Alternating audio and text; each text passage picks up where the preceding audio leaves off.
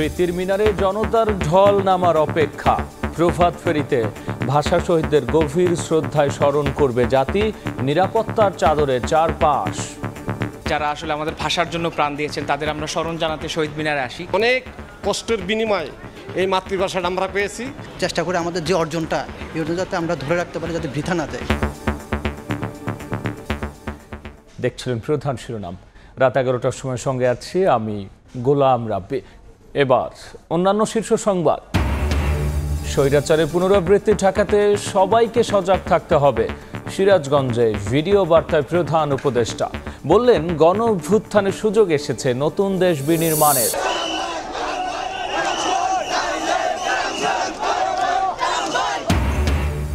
সরকারকে সর্বাত্মক সহযোগিতা করছে বিএনপি। কুমিল্লার সমাবেশে মির্জা ফখরুল জাতিকে অনিশ্চয়তা না রেখে দ্রুত নির্বাচনের তারিখ ঘোষণার আহ্বান। বিতর্কিত 3 নির্বাচনে রিটার্নিং কর্মকর্তার দায়িত্ব পালন। 45 ডিসিকে ওএসডির পর এবার বাধ্যতামূলক অবসরে 22 জেলা প্রশাসক। অনিয়মে জড়িত আমলাদের বিরুদ্ধে ব্যবস্থা নির্দেশ। স্বামীকে গুম করে স্ত্রীকে ধর্ষণের অভিযোগ। সাবেক র্যাব কর্মকর্তা আলেপের বিরুদ্ধে প্রমাণপর দাবি প্রসিকিউশনের। 10 জনের তদন্ত 2 মাসে শেষ করার নির্দেশ।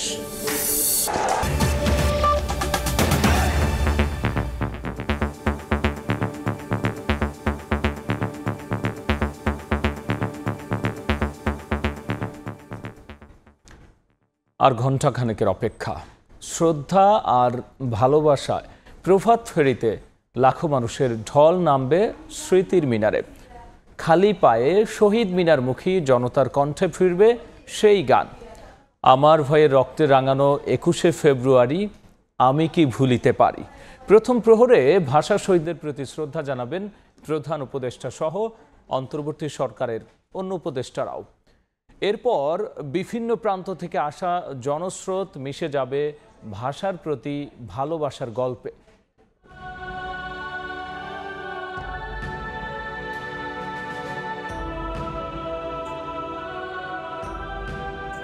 আঁধারেও জলজলে শহীদ মিনারের রক্তিম বৃত্ত। ফ্লাডলাইটে উজ্জ্বল শহীদ বেদি আর গোটা প্রাঙ্গণ। প্রস্তুতির ক্যানভাসে চলছে শেষ তুলির আঁচড়। আর মাত্র ঘণ্টাখানেকের অপেক্ষা। শ্রদ্ধা আর ভালোবাসার প্রভাত ফেরিতে লাখো মানুষের ঢল নামবে স্মৃতির মিনারে। গোটা জাতি শ্রদ্ধা জানাবে সেই বীর সন্তানদের। 52 ভাষা আন্দোলনে যারা বুকের রক্ত দিয়ে কিনেছিল মায়ের ভাষায় কথা বলার অধিকার। কেন্দ্রীয় শহীদ মিনারে আসবেন যারা, তাদের বরণ করে নিতেই এত আয়োজন। দিনভর চলেছে আলপনা। এখন গোটা এলাকা ঢেকে ফেলা হচ্ছে নিরাপত্তার চাদরে। শহীদ মিনার কোনো দেখা নাই, এটা দেখার জন্য আনছি। যারা আসলে আমাদের ভাষার জন্য প্রাণ দিয়েছেন তাদের আমরা স্মরণ জানাতে শহীদ মিনারে আসি। বৈষম্যবিরোধী আন্দোলনে আমি একজন আহত। তাদের কাছে থেকে যে প্রেরণা পেয়েছি, প্রেরণায় আমাদের উৎসাহ যোগাইছে। এজন্য তাদেরকে আমরা ধন্যবাদ জানাই। আত্মার মাগফিরাত কামনা করি। এই দেশে যাতে আর উত্তরোত্তর শ্রীবৃদ্ধি হয়, আমরা এটাই কামনা করি। এর আগে ডিএমপির পক্ষ থেকে জানানো হয় কিভাবে নিরাপদ করা হয়েছে পুরো প্রাঙ্গণ। আইন শৃঙ্খলা বাহিনীর প্রচেষ্টা সন্তোষজনক জানিয়ে আয়োজকদের দাবি শঙ্কা নেই কোনো বিশৃঙ্খলার। দেয়া হয়েছে প্রভাত ফেরিতে চলাচলের নির্দেশনাও। পলাশী থেকে জগন্নাথ হল ক্রসিং হয়ে কেন্দ্রীয় শহীদ মিনারে আসতে পারবে। আবার এক্সিট পয়েন্ট হলো শহীদ মিনারে শ্রদ্ধা নিবেদন শেষে রমনা ক্রসিং হয়ে দোয়েল চত্বর হয়ে অন্যদিকে বের হতে পারবেন। আমাদের বিভিন্ন মোবাইল টিম সতর্ক অবস্থায় নিরাপত্তা ব্যবস্থা নিশ্চিত করবে। প্রথম প্রহরে ভাষা শহীদদের প্রতি শ্রদ্ধা প্রধান উপদেষ্টা সহ অন্তর্বর্তী সরকারের অন্য উপদেষ্টারাও। এরপর রাত 12টা 40 সাধারণের জন্য খুলে দেয়া হবে স্মৃতির মিনার। 52 সাহস জুগিয়েছে 71-এর মুক্তিযুদ্ধে, একইভাবে 24-এর গণ অভ্যুত্থানেও প্রেরণা জুগিয়েছে 52। এদেশের স্বাধীনতা কিংবা সার্বভৌমত্বে যখনই আঘাত আসবে তখনই 52 প্রেরণা হয়ে সাহস যোগাবে এদেশের কোটি প্রাণকে। শহীদ মিনার প্রাঙ্গণ থেকে জুম্মান সাদিক, জ্যাভলিন, সময় সংবাদ, ঢাকা। এই মুহূর্তে কেন্দ্রীয় শহীদ মিনারে আছেন সহকর্মী তাজওয়ার মাহমুদ, খুলনায় তানজিম আহমেদ এবং বরিশালে আছেন অপূর্ব অপু। সরাসরি প্রথমে যাচ্ছি তাজওয়ারের কাছে। আর ঘণ্টাখানেক পরেই আমাদের মাঝে আবারও বছর ঘুরে চলে আসছে 21শে ফেব্রুয়ারি, যে দিনটি আসলে বাঙালির আত্মত্যাগের, বাঙালির মাতৃভাষাকে আঁকড়ে ধরার আন্দোলনের, আত্মত্যাগের ইতিহাসের সাক্ষ্য হয়ে আছে, জলজল করছে এখনও। সেই দিনটি চলে আসছে 11 আর ঘণ্টাখানেক পরে।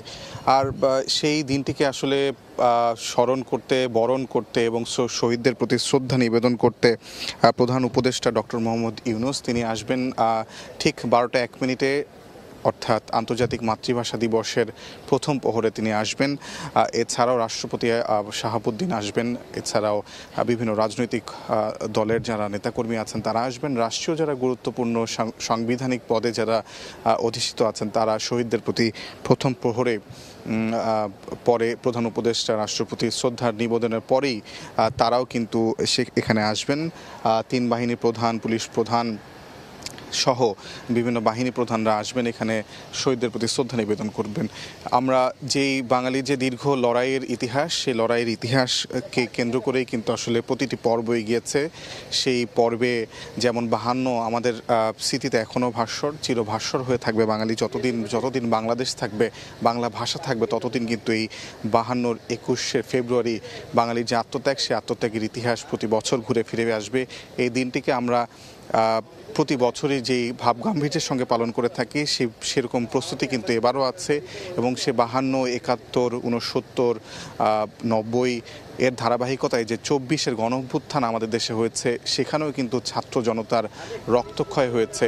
সে 52-র যে স্পিরিট, সেই স্পিরিটই কিন্তু আসলে বাঙালি এখনও যে ধরে রাখে, সে প্রতিবাদের যে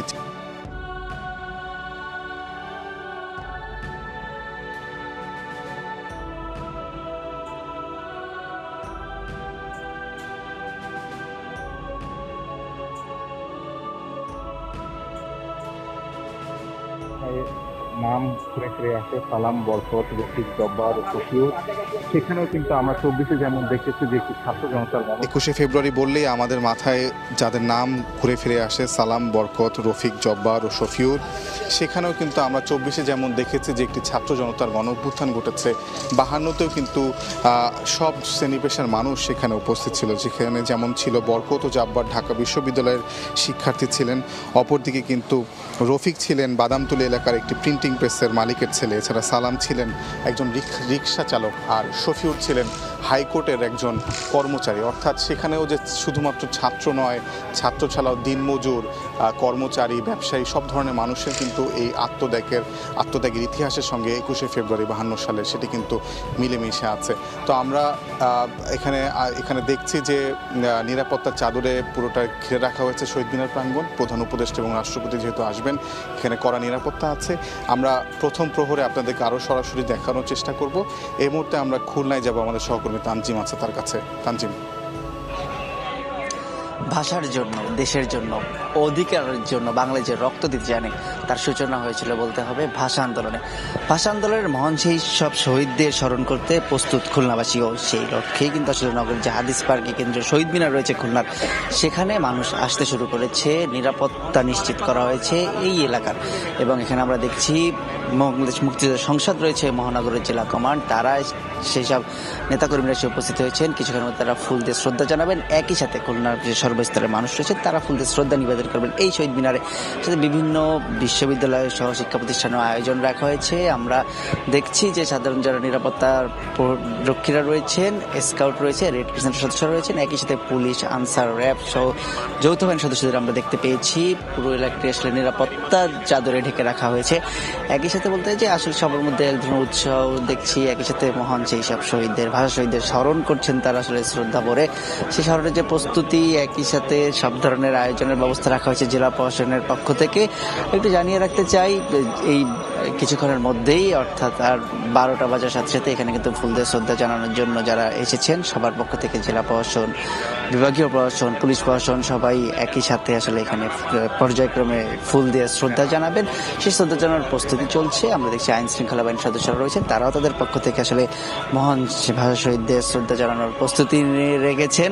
একটু জানিয়ে রাখতে চাই যে যারা এই আয়োজন শুধু রাত 12টার পরে না, সকাল 6টা থেকে শুরু করে দিনভর খুলনাতে কিন্তু মাঠে বিভিন্ন আয়োজন রেখেছেন জেলা প্রশাসনের পক্ষ থেকে, এবং সেই সব আয়োজনের মাধ্যমে আসলে শ্রদ্ধা ভরে ভাষা শহীদদের স্মরণ করা হবে। তাদের যে অর্জন, তাদের যে অবদান বাংলাদেশের জন্য, ভাষার জন্য, সেই বিষয়টা আসলে তরুণ প্রজন্মকে তুলে ধরা হবে বলে আপনাদেরকে জানানো হয়েছে। তো খুলনা থেকে ভাষা শহীদদের স্মরণ করার জন্য প্রস্তুতি আমার কাছে এই ছিল। সর্বশেষে আমরা একটু যেতে চাই বরিশালে, সেখানে রয়েছেন সহকর্মী অপূর্ব।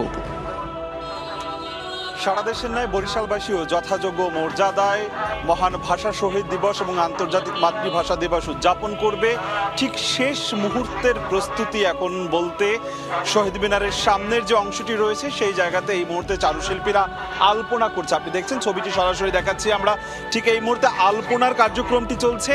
এর বাইরে গেল 3 দিন পর্যন্ত এখানে বাংলাদেশ সাংস্কৃতিক জোটের উদ্যোগে বরিশালের কেন্দ্রীয় শহীদ মিনার চত্বরে, শহীদ মিনার প্রাঙ্গণে এখানে সাংস্কৃতিক অনুষ্ঠান চলছে। এবং ঠিক এই মুহূর্তে আমরা আসলে দেখতে পাচ্ছি যেটি এখানে আইন শৃঙ্খলা রক্ষাকারী বাহিনী কিংবা জেলা প্রশাসনের পক্ষ থেকে সব ধরনের প্রস্তুতি পর্ব চালাচ্ছে। একটু বাদই যেহেতু শুরু হবে এখানে ভাষা শহীদদের প্রতি বিনম্র শ্রদ্ধা নিবেদন করবে। প্রতি বছরই দেখি আমরা ঠিক 21-এর প্রথম প্রহরে কানায় কানায় পূর্ণ হয়ে যায় বরিশালের এই কেন্দ্রীয় শহীদ মিনার। এবং ঠিক এই মুহূর্তে তারই অংশ হিসেবে দেখছি যে আসলে মানুষ একে একে সবার মোহনা যেন এই জায়গাটিতে ঘিরে চলে আসছে। ঠিক আইন শৃঙ্খলা রক্ষাকারী বাহিনীর সদস্যদের বাইরে সাংস্কৃতিক কর্মীরা রয়েছে, জেলা প্রশাসনের সদস্যরা রয়েছে এবং চারুশিল্পীরা রয়েছে। তারা এই জায়গাটিতে এই মুহূর্তে গোটা জায়গাটি আসলে নিরাপত্তার চাদরে ঢেকে ফেলা হচ্ছে। কয়েক স্তরের নিরাপত্তা ব্যবস্থা করা হয়েছে বরিশালের এই কেন্দ্রীয় শহীদ মিনার চত্বর থেকে। এবং একদিকে কাকুলি সিনেমা হলের মোড় বরিশালের, অন্যদিকে সার্কিট হাউসের সামনের অংশটি আসলে কয়েক স্তরের নিরাপত্তা বলয় সৃষ্টি করা হয়েছে এবং সব ধরনের প্রস্তুতি সম্পন্ন হয়েছে। এখানে ঠিক 12টা 1 মিনিটে এখানে প্রথমে রাষ্ট্রের পক্ষ থেকে বিভাগীয় কমিশনার, তারপর জাতির সূর্য সন্তান বীর সেনারা, মুক্তিযোদ্ধারা এখানে ভাষা শহীদদের প্রতি শ্রদ্ধা নিবেদন করবে জানানো আমাদের কাছে হয়েছে। এবং এই মুহূর্তে আসলে সব ধরনের প্রস্তুতি সবশেষ, একটু বাদে মহান ভাষা শহীদদের প্রতি শুধুমাত্র বিনম্র শ্রদ্ধা জানানোর অপেক্ষায়। তো বরিশাল থেকে, বরিশালের কেন্দ্রীয় শহীদ মিনার চত্বর থেকে আমার কাছে সবশেষ এতটুকুই খবর ছিল। ভাষা শহীদদের শ্রদ্ধা জানানোর প্রস্তুতির খবর জানছিলাম। আমরা ছিলাম বরিশালে, এর আগে ছিলাম খুলনায় এবং সবার আগে যুক্ত হয়েছিলাম কেন্দ্রীয় শহীদ মিনার ঢাকায়।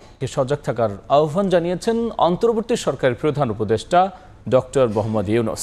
বিকেলে সিরাজগঞ্জের হার্ট পয়েন্টে সমাজ উন্নয়নমূলক ক্যাম্পের উদ্বোধনী অনুষ্ঠানে ভিডিও বার্তায় তিনি কথা বলেন।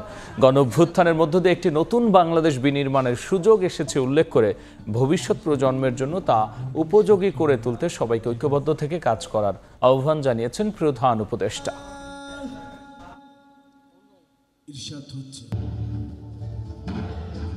স্কাউটের মাধ্যমে সমাজ উন্নয়ন কার্যক্রমের অবারিত সুযোগ রয়েছে। এই সুযোগ রোভার স্কাউটগণ কাজে লাগাতে পারে। শুধু জাতীয় পর্যায়ে নয়, অঞ্চল ও জেলা পর্যায়েও এই ধরনের সমাজ উন্নয়ন ক্যাম্পের আয়োজন করা যেতে পারে। এদেশের ছাত্র শ্রমিক জনতা জুলাই অভ্যুত্থানের মধ্য দিয়ে একটি নতুন বাংলাদেশ বিনির্মাণের সুযোগ করে দিয়েছে। ভবিষ্যৎ প্রজন্মের উপযোগী করে তুলতে হবে এই দেশকে। আর যেন এই দেশের মাটিতে স্বৈরাচারের পুনরাবৃত্তি না ঘটে, এই ব্যাপারে আমাদেরকে সতর্ক থাকতে হবে। বাংলাদেশ স্কাউটস আন্তর্জাতিক পরিমণ্ডলে যথেষ্ট শক্তিশালী। আমাদের এই অবস্থানকে আরও সুদৃঢ় করতে হবে। বাংলাদেশ স্কাউটসের পাশে বাংলাদেশ সরকার সহায়ক ভূমিকা পালন করবে। বিশ্ব স্কাউটদের নেতৃত্বেই বৈষম্যহীন সমাজ তথা বৈষম্যহীন বিশ্ব গড়ে উঠুক, এটাই আমাদের প্রত্যাশা। জাতিকে অনিশ্চয়তায় না রেখে দ্রুত নির্বাচনের তারিখ ঘোষণার আহ্বান জানিয়েছেন বিএনপির মহাসচিব মির্জা ফখরুল ইসলাম আলমগীর। কুমিল্লায় দলটির সমাবেশে তিনি বলেছেন, সরকারকে তার দল সর্বাত্মক সহযোগিতা করছে। দেশ নিয়ে ষড়যন্ত্র হচ্ছে উল্লেখ করে বিএনপির মহাসচিব বলেছেন, ঐক্য নষ্ট হয়, রাজনীতিকদের এমন বক্তব্য দেয়া উচিত নয়।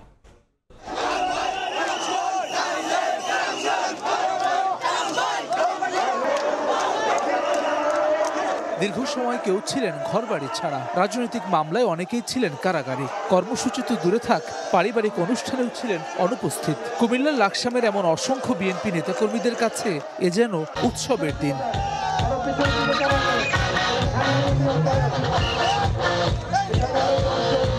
বৃহস্পতিবার সকাল থেকে স্লোগানে মুখর হয়ে ওঠে সদর উপজেলা। বিএনপির ৩১ দফা বাস্তবায়নে আয়োজিত সমাবেশের জনস্রোত কুমিল্লার লাকসাম উপজেলা স্টেডিয়াম মাঠ পেরিয়ে পৌঁছায় মূল সড়কে। সমাবেশে যোগ দেন বিএনপি মহাসচিব মির্জা ফখরুল ইসলাম আলমগীর। জাতিকে অনিশ্চয়তার মধ্যে না রেখে সরকারকে দ্রুত জাতীয় নির্বাচন দেওয়ার আহ্বান জানান তিনি। কাল বিলম্ব না করে দ্রুত নির্বাচনের ব্যবস্থা করুন। তার জন্য যতটুকু পরিবর্তন করা দরকার, যতটুকু সংস্কার করা দরকার, সেইটুকু সংস্কার করে ভোট দিন।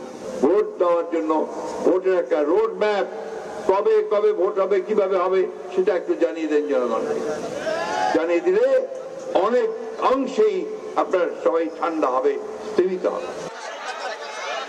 বরিশালের সমাবেশে যোগ দেন স্থায়ী কমিটির সদস্য সেলিমা রহমান, ময়মনসিংহে ভাইস চেয়ারম্যান আব্দুল আওয়াল মিন্টু। কেন্দ্রীয় নেতারা বলেন, সংস্কারের নামে ধোঁকা দিলে জনগণ তা মেনে নেবে না। সংস্কারের নামে যদি আপনারা ষড়যন্ত্র করেন, সেটা বিএনপি কখনো মেনে নেবে না। আপনাদের তো স্থানীয় নির্বাচন করার কোনো দায়িত্ব নাই। আপনাকে নির্বাচন দিতে হবে, সংসদ নির্বাচন, তার রোড ম্যাপ আপনাকে ঘোষণা করতে হবে। এছাড়া ফরিদপুর, চুয়াডাঙ্গা, নওগাঁ, কুড়িগ্রামের সমাবেশে যোগ দেন কেন্দ্রীয় নেতারা। ফ্যাসিস্টদের পুনর্বাসন এবং দেশ বিরোধী যে কোনো চক্রান্ত রুখে দেওয়ার হুঁশিয়ারি দেন শীর্ষ নেতারা। ফ্যাসিস্ট খুনি হাসিনার জায়গা বাংলাদেশে না, তাদের পেটের ধরে নাই। আজকে তারা এবং তার পেটের তারা যদি আসার কোনো চিন্তা করে, বাংলাদেশের মানুষ তাদেরকে জায়গা দেবে না। আগামী জাতীয় সংসদ নির্বাচনের জন্য প্রস্তুতি নিতে নেতাকর্মীদের আহ্বান জানান বিএনপির কেন্দ্রীয় নেতারা। বিতর্কিত ৩ নির্বাচনে রিটার্নিং কর্মকর্তার দায়িত্ব পালনকারী ২২ ডিসিকে বাধ্যতামূলক অবসরে পাঠিয়েছে জনপ্রশাসন মন্ত্রণালয়। এসব ডিসিদের চাকরির বয়স ২৫ বছরের বেশি। এর আগে ২ দফায় ওএসডি করা হয় ৪৫ জনকে, তাদের চাকরির বয়স ২৫ বছরের নিচে। ২০১৮ সালের একাদশ জাতীয় সংসদ নির্বাচনে নিবন্ধিত সব রাজনৈতিক দলেই অংশ নিয়েছিল। তবে ওই নির্বাচনে দিনের ভোট রাতে হয় বলে অভিযোগ ওঠে। ক্ষমতার অপব্যবহার, ভোট জালিয়াতি ও আর্থিক লেনদেনের অভিযোগগুলোর বিষয়ে এরই মধ্যে অনুসন্ধান শুরু করেছে দুর্নীতি দমন কমিশন। বিতর্কিত একাদশ সংসদ নির্বাচনে রিটার্নিং কর্মকর্তার দায়িত্ব পালন করা এসব ৩৩ জন কর্মকর্তাকে গত বুধবার ওএসডি করে প্রজ্ঞাপন জারি করে জনপ্রশাসন মন্ত্রণালয়। এবার গত ৩ নির্বাচনে দায়িত্ব পালনকারী ২২ কর্মকর্তাকে বাধ্যতামূলক অবসরের কথা জানালো মন্ত্রণালয়। বাধ্যতামূলক অবসরে পাঠানো এসব কর্মকর্তাদের সবার চাকরির বয়স ২৫ বছরের বেশি। একই কারণে এর আগে ১২ কর্মকর্তাকে ওএসডি করেছিল মন্ত্রণালয়। তারা অনেক বড় নেগেটিভ ভূমিকা রেখেছিল। কোনো একজন ডিসিও বলে নেই যে আমি প্রতিবাদ করব, অথবা আমি রিটার্নিং অফিসার থাকবো না, অথবা আমি রিজাইন করলাম, আমি কাজ করব না। They all were with the connivance. ৪৩ জন অলরেডি ওএসডি করেছি। ওএসডি তাদের করা হয় যাদের চাকরির বয়স ২৫ বছরের কম। বৃহস্পতিবার বিকেলে সচিবালয়ে মন্ত্রণালয়ের জ্যেষ্ঠ সচিব আরও জানান, ৩ বিতর্কিত নির্বাচনে দায়িত্ব পালন করা যেসব কর্মকর্তারা অবসরে গেছেন এবং যাদের বিরুদ্ধে অনিয়ম দুর্নীতির অভিযোগ আছে, তাদের সবার বিরুদ্ধেই ব্যবস্থা নেওয়া হবে। প্রতিবাদ না করার ফলে এই জাতি যে পর্যায়ে আসছে, এখান থেকে মুক্ত হওয়ার জন্য এই সরকার সিদ্ধান্ত নিয়েছে যে এই ব্যবস্থা নিতে হবে। ব্যবস্থা শুরু হয়েছে। বর্তমান সরকারের কঠোর অবস্থানের কথা উল্লেখ করে আগামী নির্বাচনে সারা দেশে দায়িত্ব পালনকারী ডিসিদের স্বচ্ছ ও নিরপেক্ষ ভূমিকা পালনের আহ্বানও জানান সচিব। রিটায়ার করাই মানে যে। প্রসূন আশিস, সময় সংবাদ, ঢাকা। ৪টি ট্রলার সহ ১৯ বাংলাদেশি জেলেকে ধরে নিয়ে গেছে মিয়ানমারের আরাকান আর্মি। বোট মালিক সমিতি জানিয়েছে, বৃহস্পতিবার সকাল থেকে দুপুর পর্যন্ত সাগর থেকে মাছ ধরে টেকনাফে ফেরার পথে কায়ুখালী এলাকা থেকে 2টি ট্রলার সহ 9 মাঝি মোল্লাকে ধরে নিয়ে যায় আরাকান আর্মি। এছাড়াও শাহপুরের দ্বীপ, মাছপাড়া ঘাটের 2টি ট্রলার সহ 10 মাঝি মোল্লাকে ধরে নিয়ে যায় তারা। ট্রলার ও জেলেদের ফেরত আনার চেষ্টা চলছে বলে জানিয়েছে বিজিবি।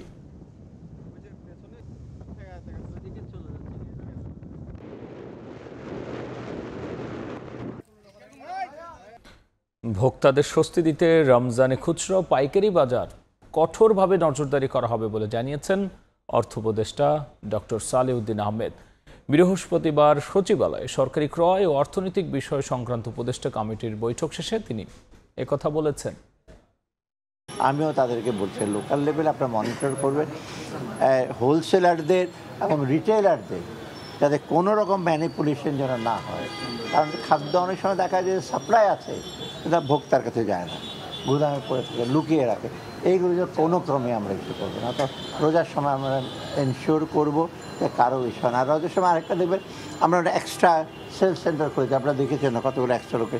অর্থাৎ সাধারণ মানুষের যেন কোনো নিত্য প্রয়োজনীয় দ্রব্য যেন কোনো রকম অসুবিধা না হয়। চট্টগ্রাম ওয়াসা সুয়ারেজ প্রকল্পের ট্রিটমেন্ট প্ল্যান্টের দেয়ালে ফাটল ও সাবেক ব্যবস্থাপনা পরিচালকের অনিয়ম আর দুর্নীতির তদন্তে ওয়াসায় অভিযান পরিচালনা করেছে দুদক। চট্টগ্রাম ওয়াসার অধীনে বাস্তবায়িত হচ্ছে পয়ঃনিষ্কাশন ও সুয়ারেজ প্রকল্প। সম্প্রতি কাজ শেষ না হলেও প্রকল্পে অনিয়ম ও দুর্নীতির অভিযোগ উঠেছে। দুপুরে তদন্ত করতে ঘটনাস্থলে যান দুদকের কর্মকর্তারা। নির্মাণ কাজে নিম্নমানের সামগ্রী ব্যবহার করায় ট্রিটমেন্ট প্ল্যান্টের দেয়ালের কয়েকটি স্থানে এমন ফাটল দেখতে পান তারা। অভিযোগ প্রমাণিত হলে দোষীদের বিরুদ্ধে ব্যবস্থা নেওয়ার কথা জানিয়েছে দুদক। নিজেদের নিরাপত্তার জন্য যুক্তরাষ্ট্রের উপর আর নির্ভর করতে পারে না ইউরোপ। ইউক্রেন ইস্যুতে মার্কিন ইউরোপীয় টানাপোড়েনের মধ্যে আগুনে ঘি ঢালার মতো এই মন্তব্য করেছেন ফ্রান্স সরকারের মুখপাত্র। এছাড়াও ইউরোপের নিরাপত্তা এবং প্রতিরক্ষা ক্ষমতা ঝুঁকিতে রয়েছে বলেও হুঁশিয়ারি উচ্চারণ করেছেন তিনি। বিশ্লেষকরা বলছেন, বাইডেনের শাসনামলে সামরিক ও আর্থিক খাতে ইউক্রেনকে সবচেয়ে বেশি সহযোগিতা করেছে যুক্তরাষ্ট্র।